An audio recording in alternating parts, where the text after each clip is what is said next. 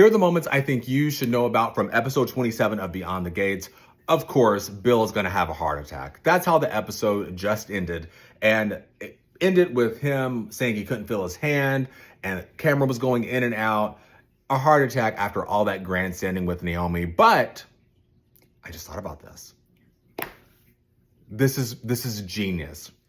Bill has a heart attack, has to be in rehab, can't move his legs, needs to be wheeled around. Haley leaves because she does not want to be with an invalid. Danny gets to take over for his care because she loves him and wants to be with him. Then she gets to wheel him into the bathtub and have her Diary of a Mad Black Woman moment and make Bill blow bubbles. Blowing bubbles, Bill. Like, I love alliteration. If that happens, I will die. That's probably not going to happen. But if it does, you heard it here first, and I'm going to die. No. And so Naomi, leading up to this, Naomi did not accept the $1 million settlement that he offered each of her clients. And rightfully so. First off, $1 million doesn't get you anything in the DMV region. A house is like $600,000. You go down to Virginia, it's a little bit cheaper. I did some Googling, but no, that's not a lot of money. $1 million in 2025 with high tariffs, with inflation, nothing. And I mean, it is a lot of money, but not for the long term and what they would give up. You know, they couldn't get a job in the town because Bill would definitely smear their name and they'd be known as the 3 employees who sued and got money and then went back and then probably quit because none of their colleagues wanted to work with them. They even mentioned how whenever they walked in, Mike was just staring at them. None of the other women would even talk to them. So rightfully so, Naomi got them to not settle. Now, Bill having this heart attack is going to complicate things and probably draw out this storyline a little bit longer. But, you know, it's a soap opera, and that's what we're here for. The other storylines that happen involve Vanessa, Doug, Randy, Nicole, and Ted. So it starts off with Randy telling Doug, you need to slow down with gambling. You're in a lot of debt, and Joey doesn't play about his money.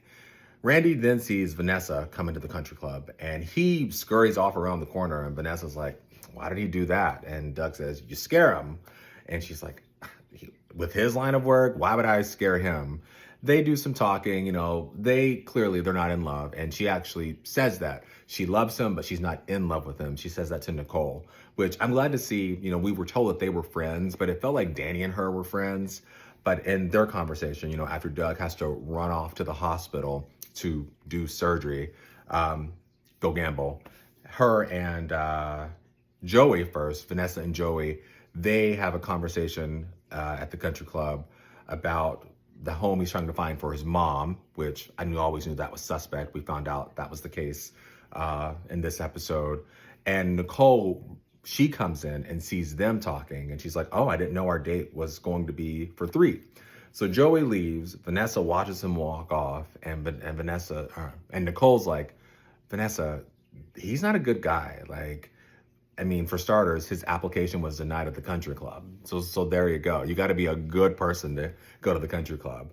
And Vanessa ensures her friend Nicole that she is not going to do anything. He is just a client and that she understands his reputation, but he's been sweet to her. And in that conversation, she does talk about having an arrangement with Doug.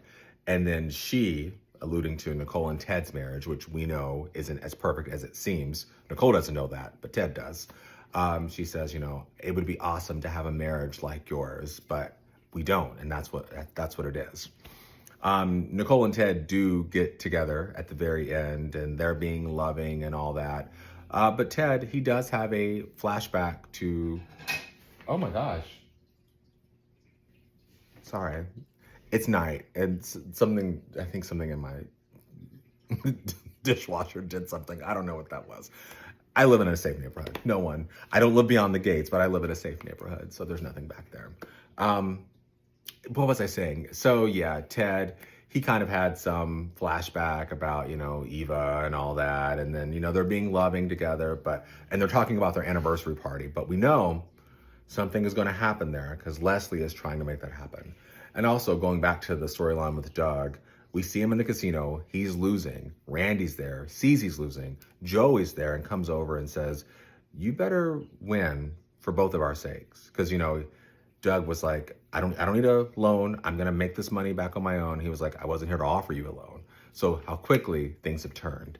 Um, it's gonna be interesting to see why Joey wanted him. I mean, clearly for more money, but also the thing that I forgot to add, in Ted and Nicole's scene at the very end, Nicole said, well, Joey was looking for a house for his mom. And Ted said, for his mom? His mom died last year. There you go.